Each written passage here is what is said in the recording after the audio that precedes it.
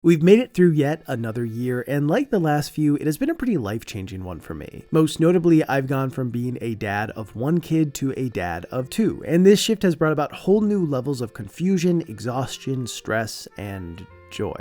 There is just so much in my life now, and when I look back at the year, it's hard not to see it as one big blur. I'm sure some of that feeling can be chalked up to the various sustained periods of sleep deprivation that comes from having a newborn, but in general, as I've gotten older, I've found that if I'm not intentional with grounding myself in moments in time, they will get away from me. And so, like most years, playing games has been one way I've grounded myself. And now I want to take some time to reflect on the stuff I played in order to ground my experience even further. These aren't necessarily my favorite games I played this year, but they are the ones that helped me through it in one way or another. Also, as this series generally goes, the focus will be more on how these games impacted me rather than the games themselves. But if you're curious to see more typical reviews of everything I played, I've been doing that on my second channel this year, so maybe check that out. Normally, I like to start with the first thing I played last year, but this time that's kind of hard as I was playing multiple games at the same time. However, there is one title from that general time frame that has stuck with me more than the others, so that seems as good of a place to start as any. And that game was Unpacking.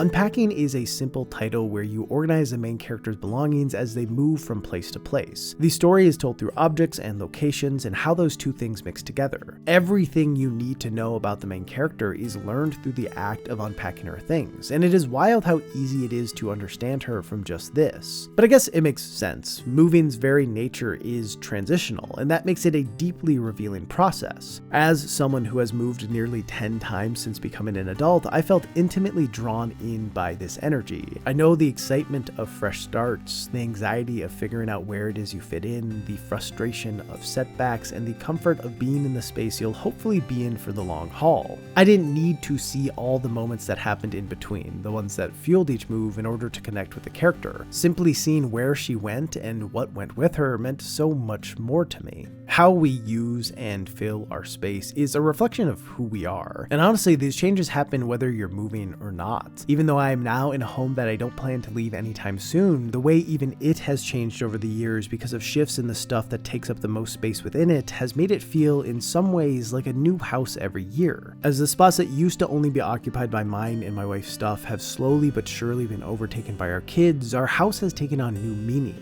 new functions, and maybe those things will only serve us for a short time, but they will still serve us. Unpacking acted as a good mind-setter for the year. I don't know how often I will look back at it moving forward, but at the very least, it was a reminder to appreciate the space we live in and how it changes, and that the transitional periods of life can be just as impactful as the results that come from them. Around this time, I was also playing Elden Ring Reforged, a mod for Elden Ring that, among other things, adds a difficulty mode made exclusively for multiplayer. Frankly, it was a nightmare as it wasn't balanced for the amount of people we had, but it is still an experience that I look back at fondly. I played through it with Iron Pineapple and Yako for a video Pine wanted to make, and going in, we were far more confident in ourselves than we should have been. It ended up taking us over 100 hours, and there were so many times that it felt like we would never be able to get past some obstacle. And unlike typical games where you're pretty certain that they're balanced to be beatable, you just have to figure out how to do it, given Reforged status as a mod designed for a bigger group, success wasn't necessarily guaranteed. This made the process of actually overcoming the challenges wildly satisfying. And also it was just a lot of fun to see Pine do Pine's thing in real time of examining every ability in the game and coming up with off-the-wall builds for us to try in the hopes that it would solve our problems. I'm one who often falls into using strategies that I feel the most comfortable with and sticking to them even when they're not optimal, so it was nice to be pushed out of my comfort zone a bit, especially because I was alongside someone who's so good at doing that sort of thing. Now, while I do think Reforged is solid, it wasn't the mod itself that mattered to me. Some years I know I would be tempted to say it taught me that I can overcome hard things by looking at them in new ways, and there is some truth to that, but that's not something I found myself internalizing with this playthrough. What did have a lasting impact on me though was just the act of playing a co-op game with friends. Since starting to do this as a job, I've primarily focused on single single-player titles. And while I love doing that, it has meant moving away from the more social side of gaming that made me fall in love with the hobby in the first place. I think for a while, I mistook me not loving competitive multiplayer games as me not loving multiplayer games, and that mindset cut me off from a part of gaming I really value. Honestly, so much of what I love about this hobby is sharing experiences with friends. Whether it was couch co-op or LAN parties or taking turns on single-player titles, most of my fondest gaming memories are with other people. Part of why I started this channel in the first place was because opportunities to share games with others were becoming fewer and further between due to the realities of getting older, and it acted as a way to continue to share my experiences and thoughts with both friends and strangers. So getting back into co-op games at all has been really nice, and specifically getting back into them with Pine and Yako has been especially great. Throughout the course of the year, we played through a handful of games together, and every time it was a blast. Not only are they really fun to be around, but as they love talking about games as much as I do, I found discussing what we thought worked and didn't work about whatever we played to be just as, if not more, enjoyable than actually playing it. Also, our playthroughs have all turned into videos, and like not everything needs to or should be content, but I gotta admit I really like having these curated versions of our playthroughs to look back at. I think they capture an energy that is nice for me to relive and easy for anyone else to connect with. They also show off a different side of me than these essays do. Like all humans, I am multifaceted, but I sometimes struggle to convey all of those facets here, so having the chance to try to be entertaining in a much different way than people expect from me has been a nice exercise. Not that I plan to move away from essay content, but it has been a solid outlet and gotten me to want to find more ways to express the fuller scope of who I am. Now, it certainly is much harder to make time for co-op games than single-player games, as I have to work around other people's schedules, and mine is pretty complicated at the moment, but it is something I hope to continue to make time for, as there's a lot of joy to be had in it. Along with sharing games with friends, I also shared games with my toddler for the first time. Or a game, really. Near the beginning of the year, my wife and I reset our Animal Crossing island as we wanted to experience the early parts of it again. One day, when I admittedly was feeling too tired to keep up with my daughter's non-stop running around the house, I let her watch me play for a little bit. Not wanting her to fully zone out and be hypnotized by the lights, colors, and sounds, I narrated everything I was doing and tried to get her to do the same. Every few days, she'd watch me play for 10 to 15 minutes, and once she had an understanding of what was going on, as I played, she'd talk about what bugs I caught and exclaim, "Uh-oh, net broke," every time one ran out of durability. I also would set the camera to a stationary position, then hide behind something on the screen and have her call out where I was. I don't really know if video games will become important to her. To be honest, it isn't my goal to make sure they do. Something my parents were really great about was letting me like what I liked, never pushing me to like what they did. Instead, they just showed passion for their interests, and in some cases that rubbed off on me and I ended up being interested in those things too. It doesn't really matter to me if it works, but that's how I want to model my hobbies. So with that, I fully understand that as small as this is, it might be the peak of us gaming together, and that's okay with me. It was a fun way to spend some time during a handful of afternoons, and I appreciate the ways it forced me to view the game as a parent instead of as just a player. Figuring out how to make it digestible for her and make her an active participant gave me a new perspective on the game. It became less about accomplishing any goals in the title and more about using the game as a tool to create something engaging for her. If video games do end up being a hobby she shows interest in the future, I look forward to examining more titles through that unique lens. And if not, it was nice to see at least one through fresh eyes again. My wife and I also played a decent bit of Baldur's Gate 3 together for another informal experiment. All things considered, she didn't get that far into the game, but aside from Animal Crossing, it probably is the most amount of time she's put into any single title. While I always enjoy doing gaming for non-gamer stuff with her, I found this one to be especially fun. Some people seem to think that my goal with the series is to properly ease her into the hobby, and maybe that's what I should have done, but what I've always found to be the most interesting is throwing her into experiences far outside of her depth and seeing what happens. And Baldur's Gate 3 was far, far outside of her depth, so witnessing the ways in which she worked things out felt like the perfect encapsulation of the series, or at least what I want from the series. I also really enjoyed playing co-op with her. Generally, I tried to just be a silent observer, but I wanted to see what the game would feel like for her if she did have some help, and it ended up leading to a bunch of fun moments that make me want to play more co-op stuff with her in the future. Even though the game never came close to clicking with her, actually playing something together proved to be really really nice. Now, while it might seem like I only played games with other people during this time of the year, I did play some stuff on my own, and most of it was pretty solid. Iron Lung executed its core premise flawlessly, Chance's Sonar provided thoughtful puzzles in the form of decoding mysterious languages, Penny's Big Breakaway contained some of the smoothest 3D platforming I've experienced in a long while, Lisfanga the Time Shift Warrior used time loops as an effective and intriguing combat mechanic, and Balatro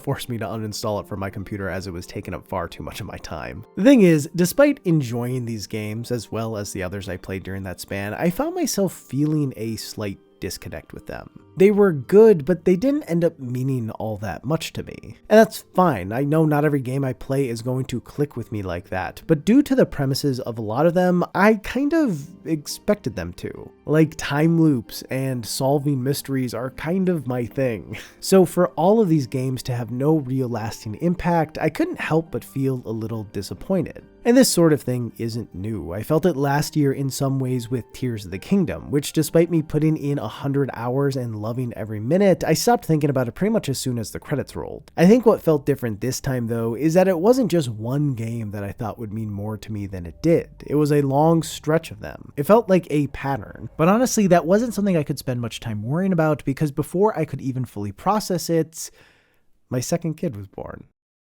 With our first, there was a good long while after she was born where I didn't play any games at all. I felt so in over my head that the idea of doing anything that felt normal seemed impossible. This time around though, we had a better idea of how to be parents. Of course, doubling the amount of children in our household created all sorts of new chaos to sort through, but we weren't doing it as people who had no clue what they were doing. We were able to bring in what we had learned last time, allowing us not to feel so lost, and allowing me to play some games. Now, the best time to play games or really do anything when you have a newborn is when they are sleeping. Unfortunately, this posed a bit of an issue for me as our newborn didn't really like to take naps unless she was being held, which meant if I wanted to keep up with games, I had to learn how to play them while holding a baby.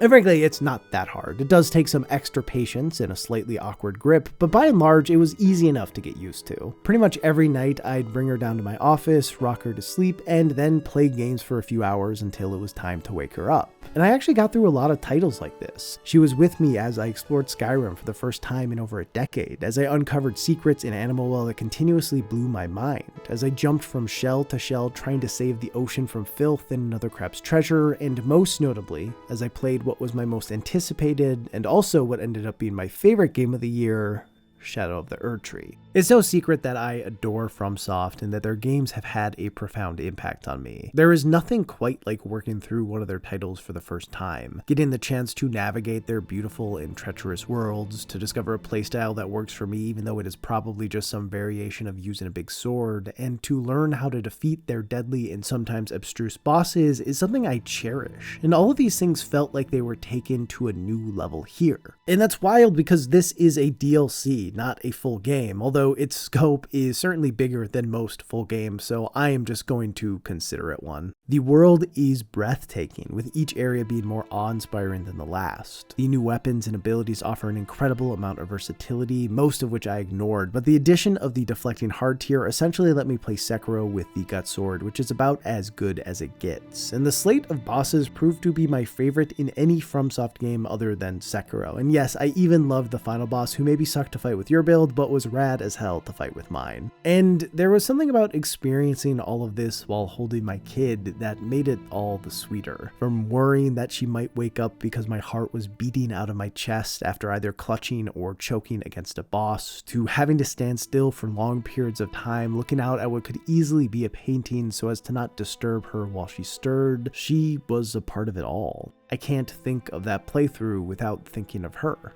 The newborn stage is weird as it goes by in such a blur. You're sleep deprived and constantly on, and you both want it to pass so you can keep seeing them hit milestones, develop into who they'll become, and return to some form of normalcy in life. But also you want to stay in it as long as you can, because once it does pass, they'll never be that young again. You can't ever get it back.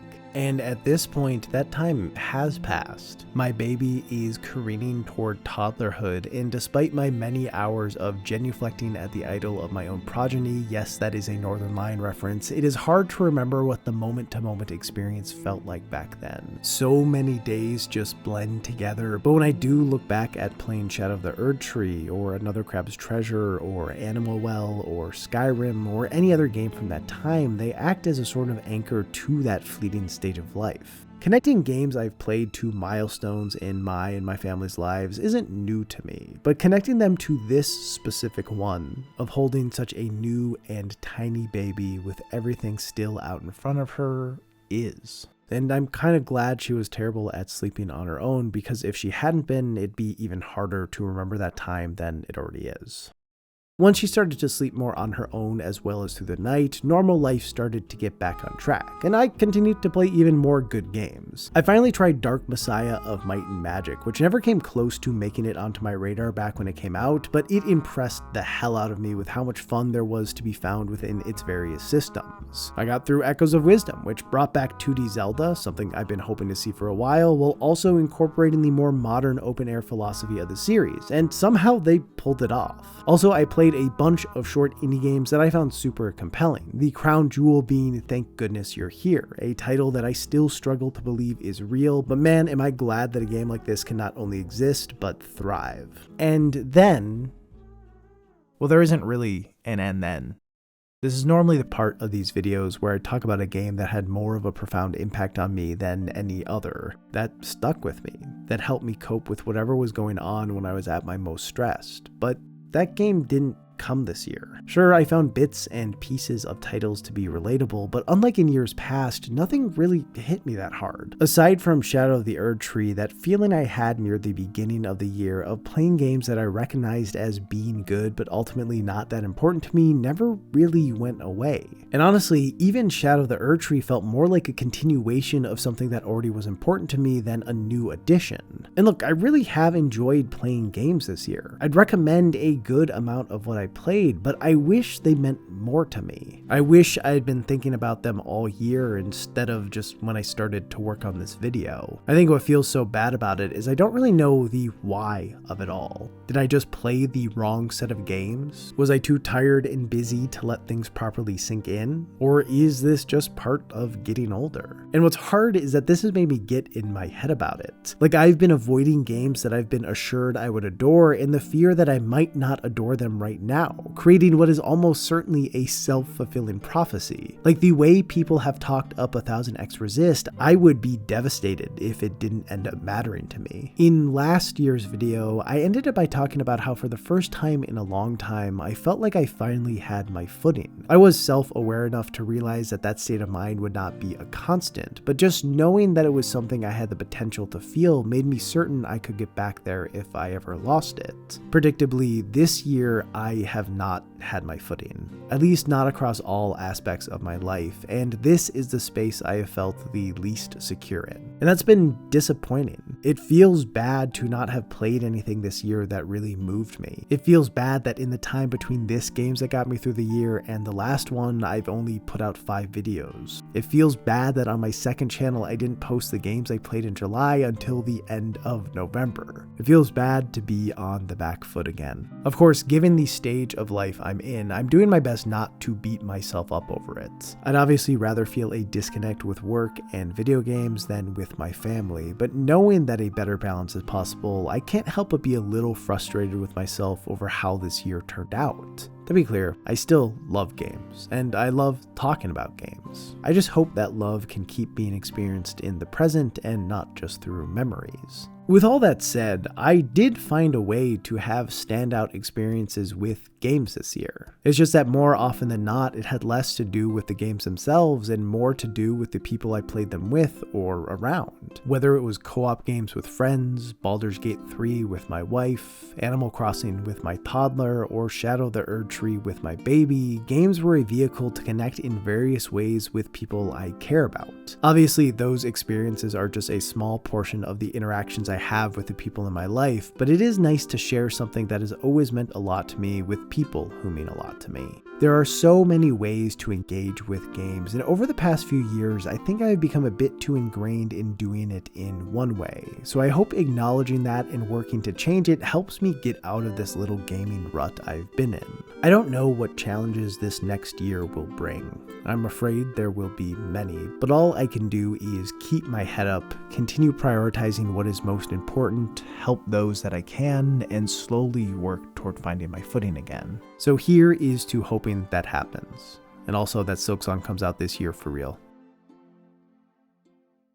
One thing I've been feeling a lot in this new year is the desire to go back and play some older games. There are a ton of titles I missed that came out in the early to mid 2000s that appeal to me in a weird way now. While I obviously don't have nostalgia for them specifically, I do have nostalgia for that era, which makes me want to check out some of the ones I skipped. So when Lost in Cult reached out to me to see if I'd be interested in helping promote their latest two books, the Book of Nosgoth and the Scourge of the Seraphim, both of which center around the legacy of Cain, I figured this was as good of an excuse as any to finally check out that series. So I got the PS1 version of Soul Reaver, and it is rad. Unsurprisingly, the gameplay is pretty clunky by today's standards, but I couldn't help but be impressed by the ideas in it. And beyond the gameplay, the general presentation is incredible. The world building, the art style, the dialogue, it all has a compelling depth to it that is surprising to see from a game made in 1999. But it made me want to keep experiencing more within the world, and that is what these books are all about. The Book of Nosgoth is the definitive encyclopedia of the series. It contains lore, original concept art, interviews with the developers, and a chronicling of the development history of the franchise. Like previous works produced by Lost in Cult, it is gorgeous and informative, and an incredible way to celebrate the series. But it doesn't stop there, as the other book, Scourge of the Seraphim, is a tabletop RPG that allows you to tell your own stories within the Legacy of Cain universe. When I first heard about it, I thought the idea seemed cool, as I'm a believer that the world could always use more TTRPGs, but after actually playing Soul Reaver, I thought having a TTRPG set in that world almost made too much sense. So much of the combat in that game is about finding creative ways to finish off enemies, whether it be luring them into sunlight or throwing them into a fire, and that kind of energy of using your environment alongside your abilities is really where TTRPGs shine. It is kind of the perfect medium to accomplish what the game set out to accomplish. Scourge of the Seraphim uses the Morkborg rule set, which may not mean much to a lot of you, but will mean everything to some of you. What matters is it's a really solid fit for the tone of Legacy of Cain, and uses a D20 system, which is easy enough to get on board with. Both books are packed with incredible art and designs, and they both also have deluxe editions. The one for the Book of Nosgoth comes in a premium slipcase featuring 2 murals depicting the history of Nosgoth, as well as 4 exclusive art cards contained inside, and the one for the Scourge of the Seraphim comes with a Game Master screen, a set of dice, 50 ornately designed character sheets, and a gorgeous box to keep it all in.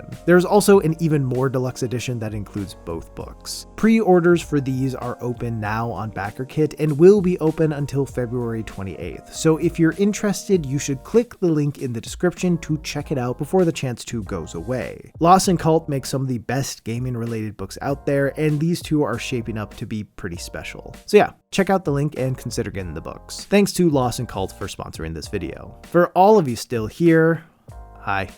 Thank you to the patrons. You make this channel possible, and you're great and kind. I hope you have a great day and or night, and I'll see you in the next one. Bye.